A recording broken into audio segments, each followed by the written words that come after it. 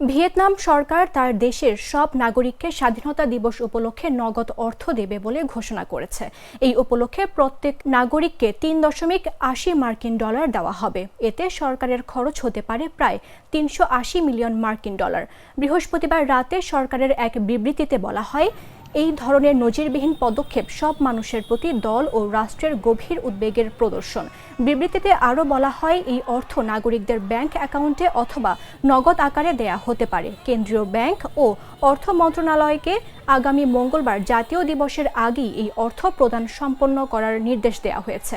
সরকারি তথ্য অনুযায়ী গত বছর ভিয়েতনামের একজন শ্রমিকের গড় মাসিক বেতন 8.6% বেড়েছে। দক্ষিণ পূর্ব এশিয়ার এই দেশটি তাদের স্বাধীনতার 80তম বার্ষিকী উদযাপন করছে। এরই অংশ হিসেবে রাজধানী হ্যানয়ে আগামী সপ্তাহে স্বাধীনতা দিবসের বৃহত্তম কুচকাওয়াজের আয়োজন করছে। রাষ্ট্রীয় গণমাধ্যমের খবরে বলা হয়েছে, জাতীয় দিবসে হ্যানয় এবং বাণিজ্যিক কেন্দ্র হোচিমিন সিটিতে গণপরিবহন বিনামূল্যে ব্যবহার করা যাবে।